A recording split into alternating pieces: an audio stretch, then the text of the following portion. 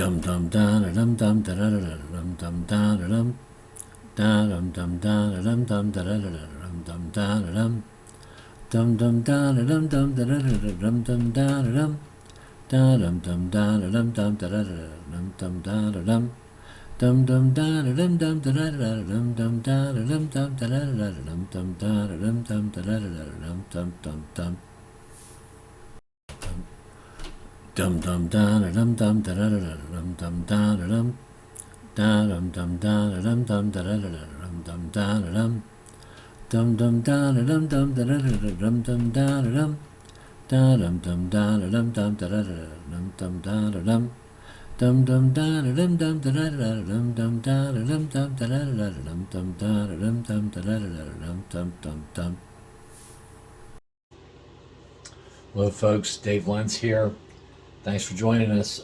It's March the 20th, 2021.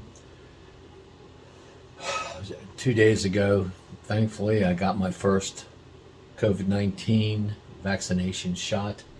Go back again on April the 15th. So I'm very grateful for that. And in connection with that subject matter, I've sort of been looking through some new news articles here.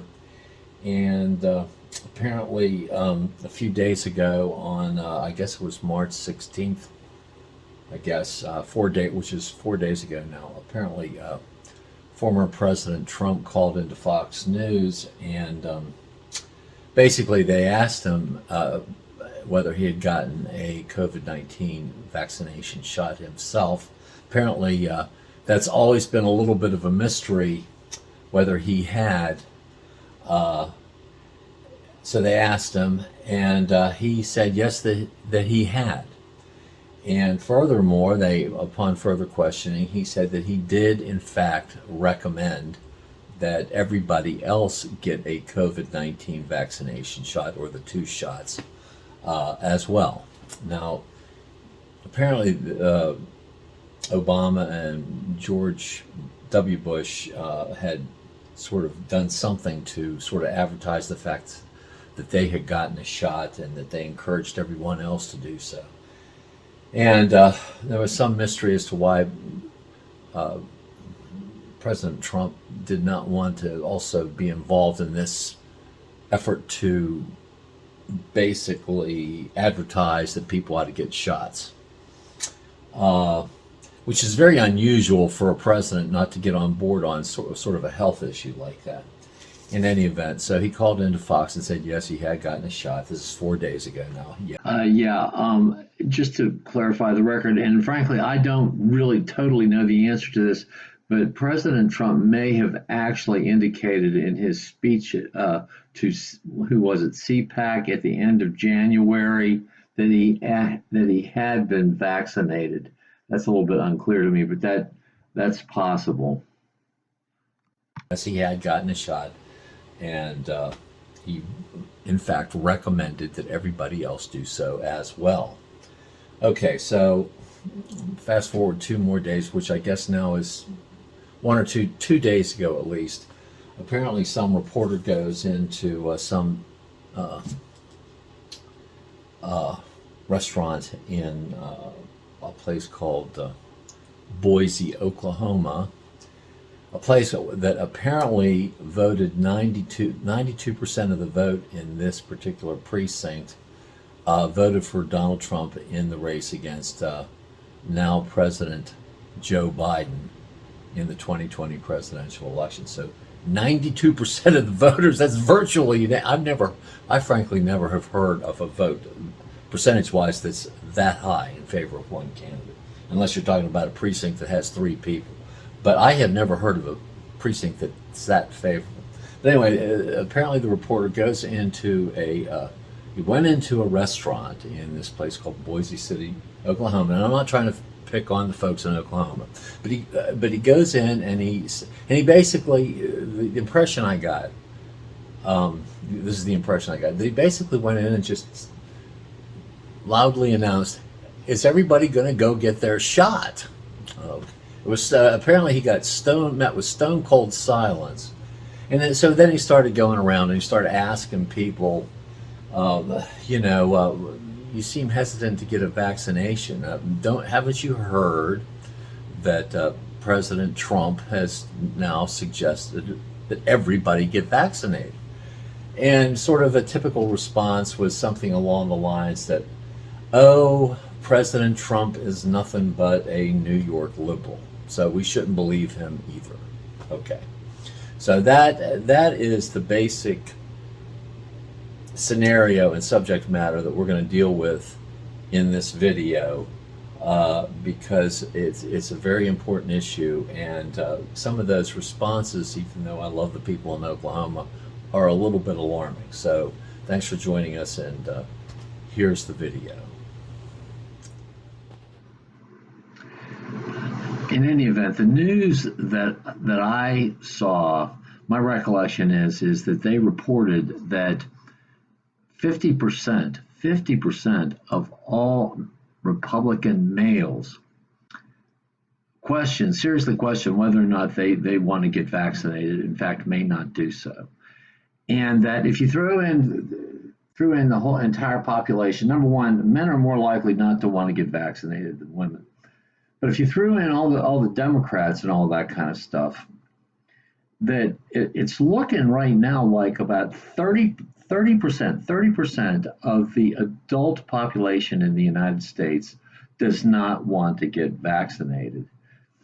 And we still have this pandemic going on, and now we have these variants out there that even though the vaccine is between 90 and 95% effective against the original Wuhan version of the virus, against these new variants from South Africa, from England, I don't know if Brazil has one, there's still some question as to how effective the vaccine is against those. The preliminary indications, I believe, are that the vaccine is somewhat effective against those new variants, but that it's not quite as effective against those variants. And the figures I've seen, which are preliminary, indicate that it is somewhere between 50% and maybe 85% effective against the new variants. Now that's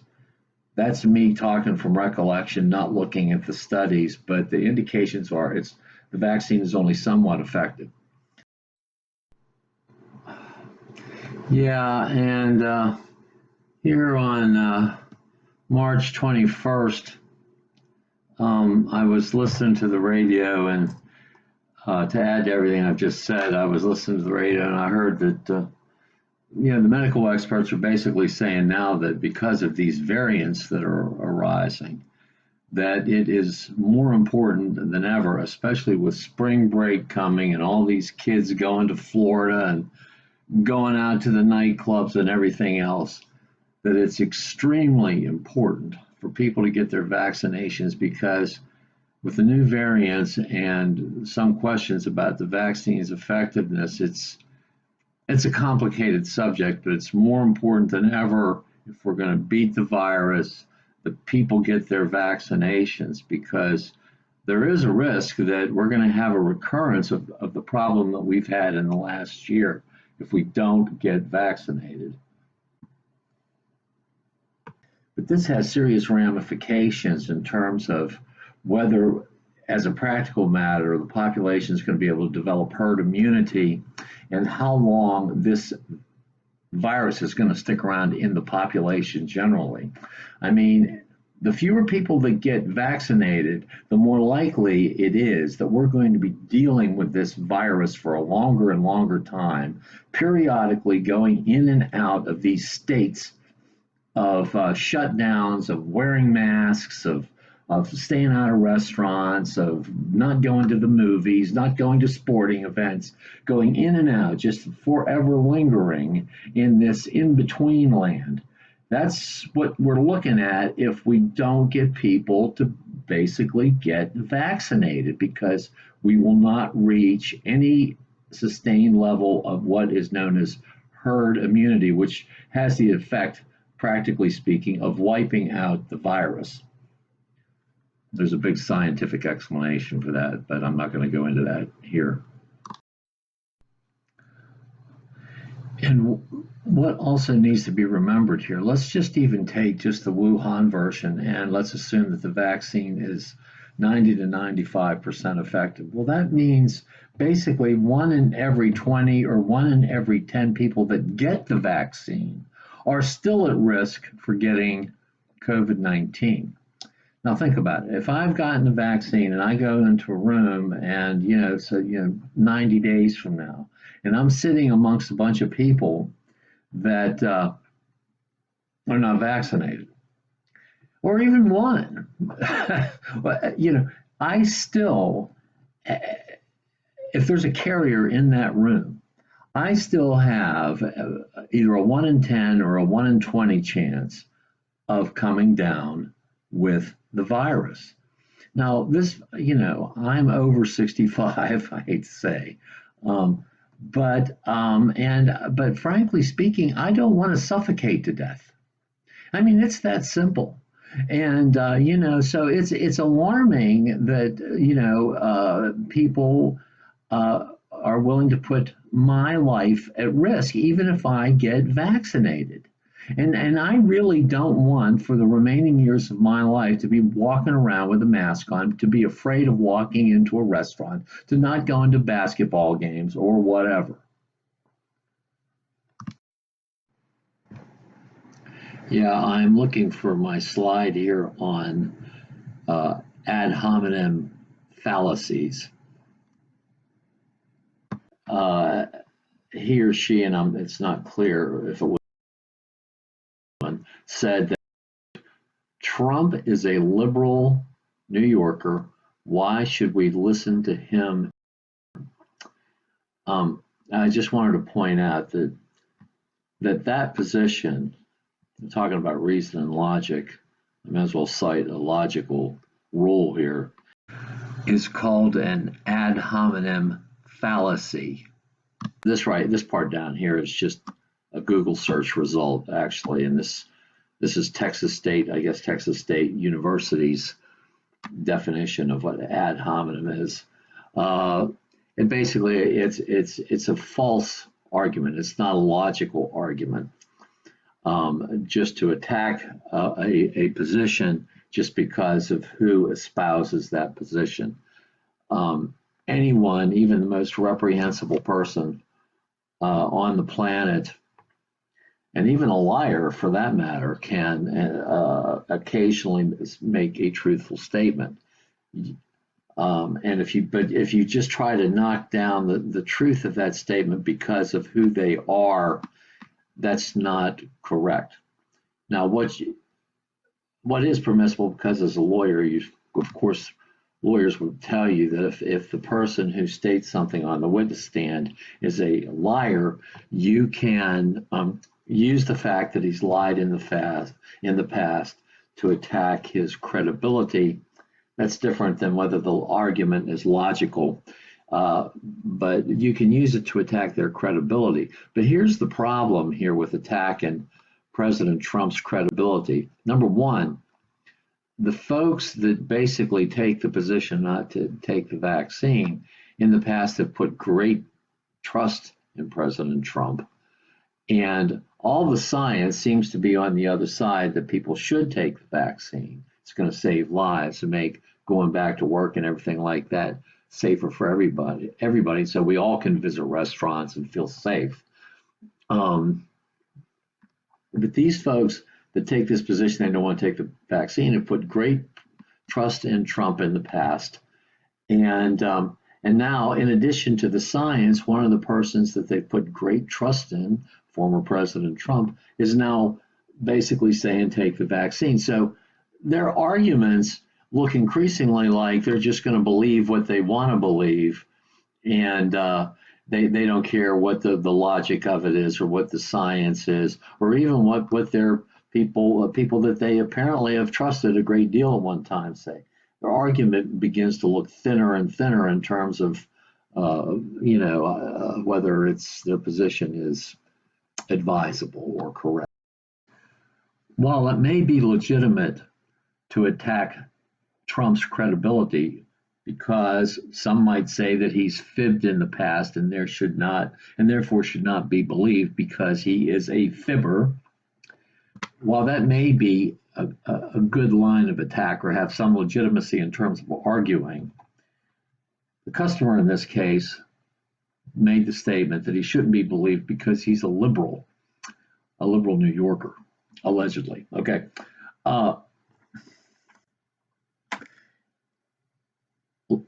If a liberal and a conservative standing in a street light can both agree, because they're standing there and they don't proceed to walk across the intersection, that the light for pedestrians is red. And neither one may have a credibility issue there, because by virtue of the fact that they're both standing there and not undertaking the dangerous course of action of crossing the street, their actions are consistent with the notion that the light is red. And it doesn't matter that one's a Republican and one's a Democrat or a liberal or conservative or whatever. Similarly, in this particular instance, former President Trump, downplayed the seriousness of the COVID virus to begin with. And although he did a halfway decent job of speeding up the process to get the vaccine fast-tracked, he never was really on board totally with how serious the danger of the virus was. Now, I don't want to really get into the argument about that, but let's put it this way. He did not let it be widely known, unlike what most presidents would probably do, that he, number one, had been vaccinated. He just recently disclosed that. And he was certainly more reticent than most presidents probably would have been, encouraging people to get the vaccine. In fact, all this stuff about drinking bleach and taking the malaria medicine and all that stuff. So the point that I'm making here is that all of a sudden, this particular witness, former President Trump, has changed his position, but he's changed his position in when it's potentially embarrassing to do for himself personally to do so. He's changed his position yeah, I got cut off there. What I'm saying here is that what's important is that President Trump has changed his mind and has moved towards a position that is consistent with science and what the medical professionals are saying. He's changed his position in a manner that is consistent with the 500,000 deaths that have occurred in this country. And so his new position, which is to get the vaccine, is consistent with science, and it's consistent with what we see as the facts that this is a very, very serious disease. So when you have independent evidence that what the witness is saying is true, usually when you have credible independent evidence, and we do in this case, that what he is saying is true, most jurors would come to the conclusion that the witness should be believed. And the fact of whether he's a liberal or conservative is, that's not the basis to attack him. The question is are his actions speaking louder than words? Yes. He is undertaken to get vaccinated. What he's done to protect his own health is consistent with the position that he is stating now, recently, publicly. So don't attack him because he's a liberal or from New York. So in essence, don't just attack something just because, if you're a conservative or a Trump supporter, just because a liberal says it from time to time. Even liberals can be, say things that make sense from time to time. I remember a while back, I was with my dad, and I was having a relatively, who has since passed, God rest his soul, whom I love very much. I was having a rather heated argument with him one day, and I said, I have I graduated from college and I have 2 graduate degrees. And yes, I guess what I'm trying to say here is what, in terms of like with my conversation with my dad, I ended up telling him something to the effect that I don't know why, Dad, you helped to send me to college and spent any money on that venture at all, because all you really wanted me to do was to come back and tell you that everything you ever told me was absolutely 100% correct. But everything that you told me was based upon what grandma and grandpap told you and what their grandparents and parents told them back ad infinitum, back to the beginning of, Adam and Eve or whoever. And the problem is that during the course of that time, we had people over here that fought the Indians, the American Indians, and a lot of our relatives lived right on the border between the North and the South during the Civil War, and they had various attitudes towards black folks and things like that, and all of that stuff, because there may have been gunfights between, like the Hatfields and the McCoys, and those McCoys, they're evil people, and blah, blah, blah, and this gets passed down from generation to generation. And I said, and that is the frame of reference who believes in old stories and old mythologies and old biases. And you weren't there to see what the Hatfields or the McCoys did. You were relying on what was told to you by X, Y, and Z ancestor of yours. Yeah, to sort of interject here, another example of old myths and legends and hearsay. Way back in prehistorical times, the folks in Scandinavia thought that when they tried to come up with an explanation for lightning, they attributed lightning to a god named Thor. Forgive me if I'm not exactly correct in all of this, but the gist of what I'm saying is correct. So the Scandinavian folks, the Vikings, they would basically say, well, Thor has smashed his hammer on something, and that's the reason for the lightning. Now, those folks, they were probably honest. They may have been as smart as Einstein, but they didn't have the scientific background to know that lightning is not caused by Thor pounding his hammer.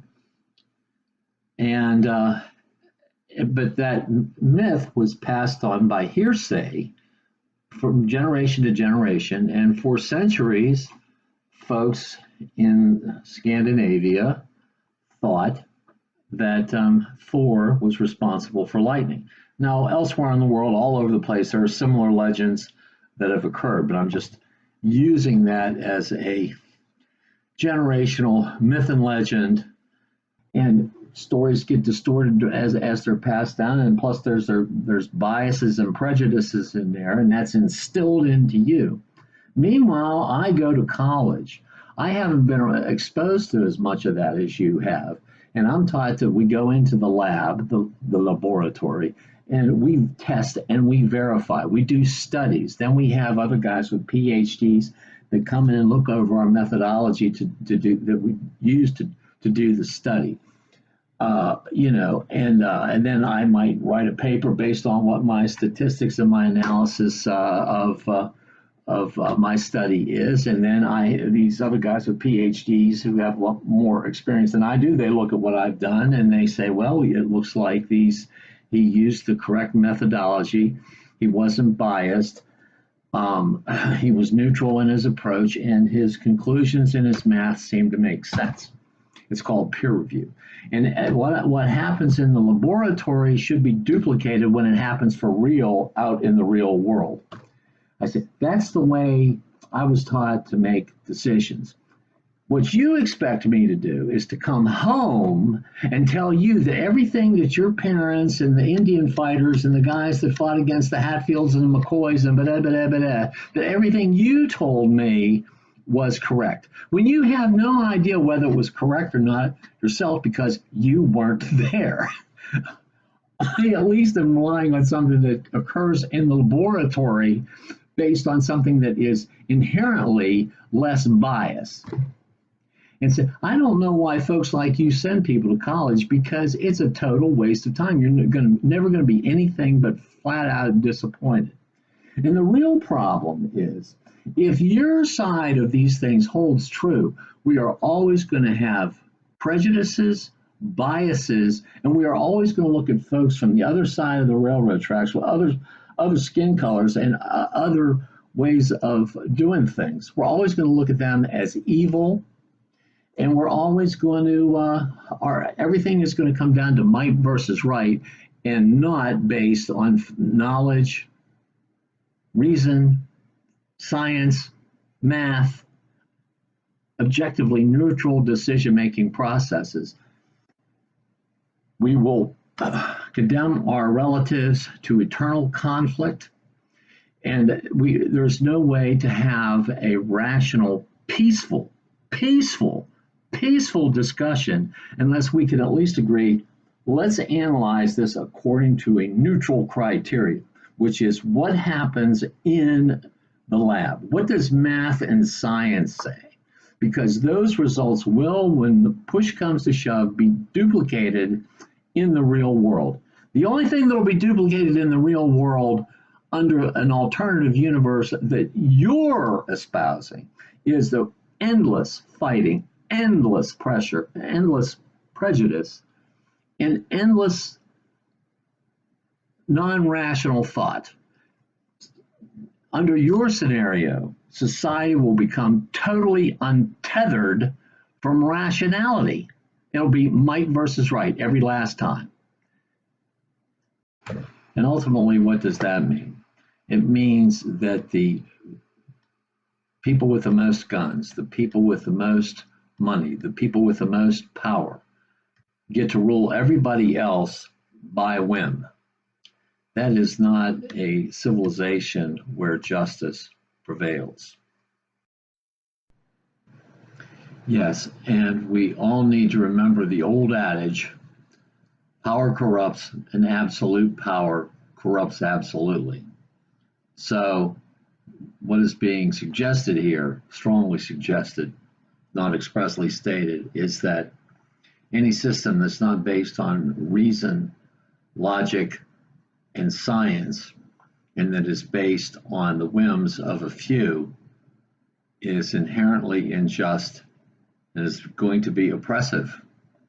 So in essence, science, reason, and logic are sort of the language and the rationale in and of themselves. They're the means to peaceful ends. Here at reasonandbalance.com is that it has to be, peaceful discussions have to be based on science, logic, reason, mathematics, with some element of empathy. There must always be respect for opposing viewpoints, but at some point, opposing viewpoints that don't have some connection with reason, science, and logic, it's almost impossible to reach peaceful resolution with those positions.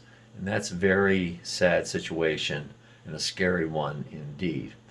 Anyway, I hope that you have found this video to be informative, and I appreciate you visiting us, and we will see you next time. Click that like button, and if you want to make a donation, we have a page on our website to do so.